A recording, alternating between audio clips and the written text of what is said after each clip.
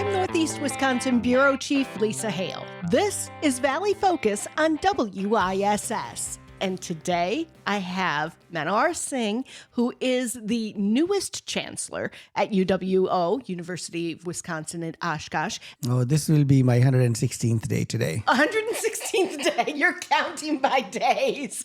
Because they're so exciting. So every day is a beautiful day. And I know how blessed I am to be able to count in my chest of treasures. Coming in as the new chancellor for UWO, I know that we'll talk a little bit about what you see as the future for the university, but I want to introduce you to the community, so to speak. So tell me a little bit about Manohar. I want to know about you. Where do you come from? Well, I am a wanderer with a purpose, and the purpose is to spread the joy of discovery and knowledge and education through being an educator myself. I am a first-generation college student, so I understand the impact that education can have on our lives and also on the lives of our communities. The parents were refugees from Pakistan when in 1947 they divided the country, and we as Sikhs came to India in 1947. I was born in 1965, so I did not go through that trauma, but my mom and dad did, and we were 7 brothers. And mom and dad made sure that we go to school naked, hungry, or cold and get our education. And the most beautiful ending of this story of my life is that out of the 7 brothers, 2 of them just retired as Supreme Court justices in Indian states. I am a chancellor of a university in the best nation in the world. 3 other brothers of mine were just marvelous, successful, conscientious leaders in their own fields back in India. And thanks to mom and thanks to dad's sacrifices and thanks to education. So I think I am the very core of my representing a student and then representing an educator. And that's my personality. And I'm very proud to be in this calling of mine to teach and to be educators. When you started your career as an educator, did you start as wanting to educate at the college level? I did actually. I recall when I was in my first year of honors school in India, in Punjab, one of the topics was presentation to our professor in the classroom. And at the end of the presentation, he said, "Your presentation was very long, Manohar, but I do see a very successful professor in you." Then I asked my mom, and then she said to me, "Let me check on your elementary school things." And then she was able to see a document about 3rd or 4th grade in which they just had surveys as to what you want to do. I didn't even know probably at that time what professors do. I just said professor. And that's what I have done for the last 30 years. And right now as a chancellor, I also have the privilege of being a full professor of finance. I was just going to ask you what your study focus was. So it's finance, which a little bit of transparency here. I have a second degree. My first degree is in journalism and English. My second degree is in business administration, focus on marketing. And when I first went back to school, I was going to go in for accounting and finance. That is a very tough. I do hear a lot that it seems a tough one, and there are parts that are tough and there are parts that are not. And I'm not a mathematics genius, so I avoided the tough parts, but I was able to kind of squeeze through the doctorate program.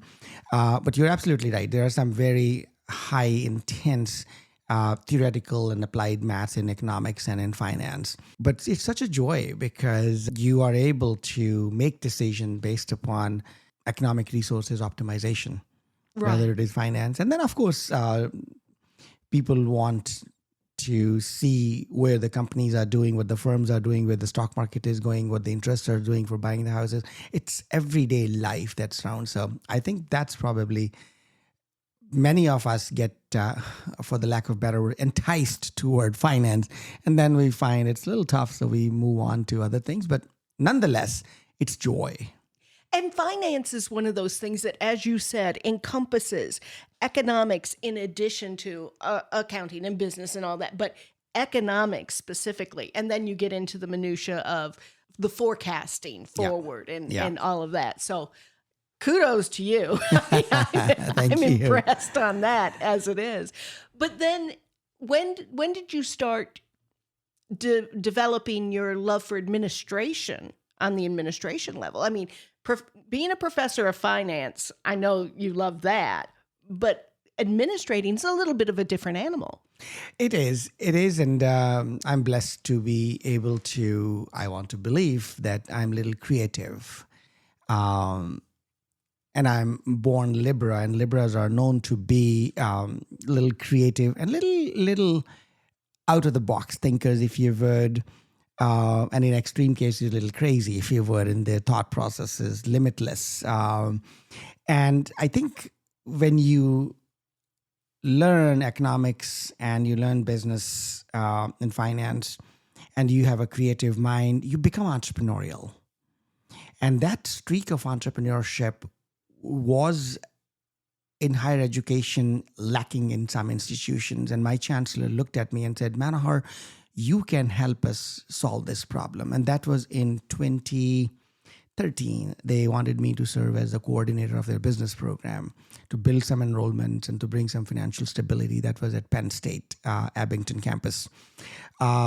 And that was an encouraging sign. And we did work there for 2 years. And that really was my first foray into administration. And I just loved it for two reasons. One, my creativity could be unleashed there. And my training in strategy and finance was helpful in that sense. Then I met a lot of people, which is what I love, talking. And your interview today will tell you that how much I would love to talk. But one thing led to another. I was seen as a successful business and social sciences division head at the Penn State Abington. Ended up to go to the deanship because that was an opportunity in California. I had another opportunity at Southern Connecticut in New Haven, Connecticut as the dean of the grad school. And we built strong enrollments, 39% or so in 3 years.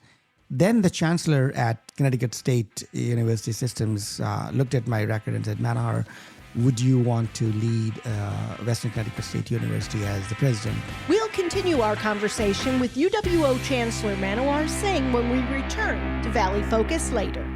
I'm Northeast Wisconsin Bureau Chief Lisa Hale. This is Valley Focus on WISS. We continue our conversation now with UW-Oshkosh Chancellor Manohar Singh. Then the chancellor at Connecticut State University Systems looked at my record and said, Manohar, would you want to lead Western Connecticut State University as the president?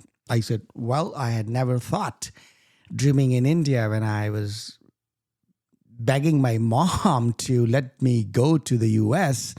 And we were not very rich. It was a struggle. But at that time, I just wanted a Mercedes. That was my dream. That's it.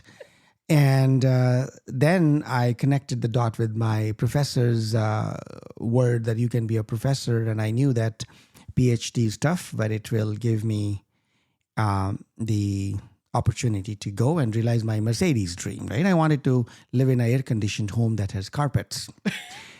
And, that's the American dream. It is. And I think I have lived my American dream from the day I landed in Southern Illinois, Carbondale, very proud alum of Southern Illinois Salukis. But it is limitless for a person with me who is from India, first generation. I wear my attire, my turban, and all visible signs of not being from the US, but still being hardcore American in my values, in my work ethics, in my love for democracy, in my being America, being the beacon of hope and political awareness and strength and economic prosperity. I think as an administrator, I have found my calling at Western Connecticut State University when I saw what my creativity can do for the next generations. How many other more people can we bring into our fold, just like I was brought into a fold. And here at Oshkosh, the biggest attraction for this job was that 40+% of students is first generation and Pell Grant eligible. So here I am, not only living the dream for me, but also hopefully contributing to the next generations and to the nation that I chose to be my motherland. I have to ask before we get too far and before I forget, did you get your Mercedes? Oh my God! So this is a story you may not have time to put it on your show all along, but so I finished my PhD in 3 years, and I was like, I just want to be done with my studies and buy a Mercedes. Long Island, I was in University of New Hampshire as a visiting professor of finance. That was December 1999. And I started interviewing for permanent jobs. So visiting was only for 1 year. So I was interviewing at Long Island University in Long Island CW Post. And December 24th, they made me an offer, verbal. No contracts, yes. And they said, Manohar, we would love to offer this job to you. You will start your job next August.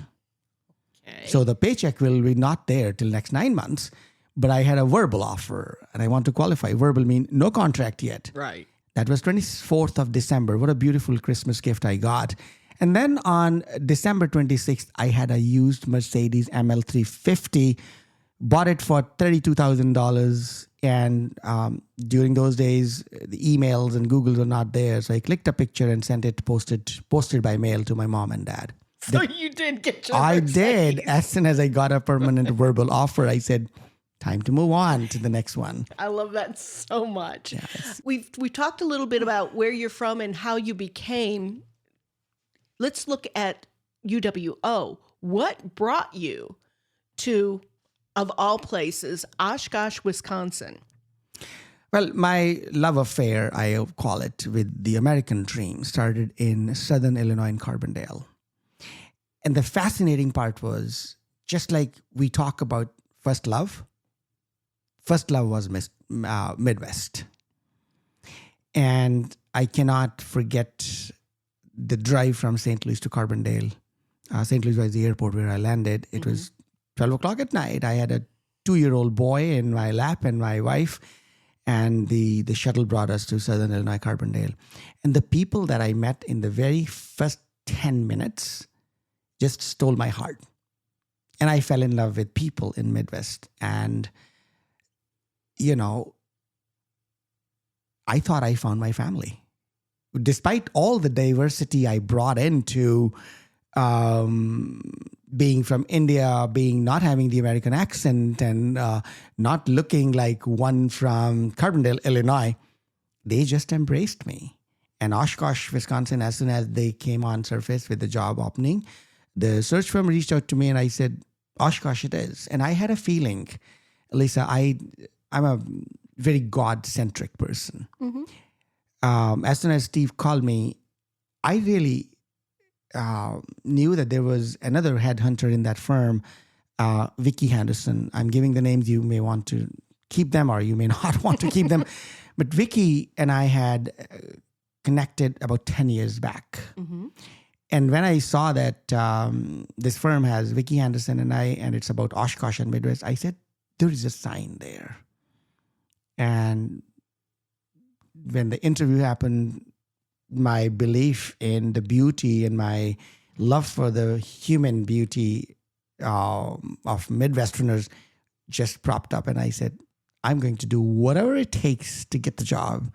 And I was blessed. I was fortunate, thanks to people who were interviewing me. And here I am. That is so good. I'm so glad that you... Embracing the Midwest is a lot of people, you've seen it. You've been in the East and in the West and I've lived in the South. There is nothing like the Midwest. It is very much a different culture. And agreed. The people are so wonderful. So you're now here at UWO. You've been here for, as you said, 116 days. What are you seeing as the things that you want to do, the marks you want to make on the university? Yeah, I would consider myself successful in my calling and rising up to my own expectations if I can bring financial stability to the institution, which over the last few years has suffered significantly. $18.5 million deficit is the most recent one. We'll continue our conversation with UWO Chancellor Manohar Singh when we return to Valley Focus later.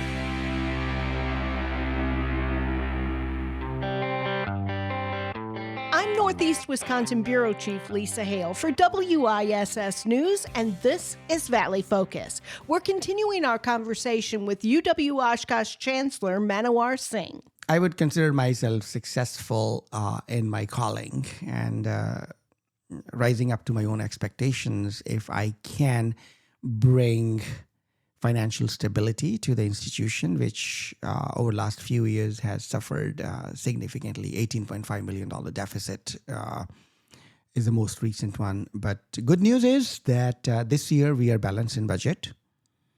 Next year's projections are balanced in budget. Good. The financial stability is driven by enrollments and tuition revenue on one hand, and then how prudently are we using our economic resources. So we have found significant amount of economic efficiencies and costs are being contained very effectively, and that's where you will see that we are able to balance the budgets. But at the same time, cutting is not a solution for good. So we need a sustainable growth of revenue, and that's where the enrollments are building. And when we talk about building enrollments, we have stabilized at University of Wisconsin-Oshkosh. We are building upon graduate enrollment, as I would want to highlight, 17% increase in the incoming class. Transfers students are up by about 4%. Honors class in the 3 years continues to grow up in size.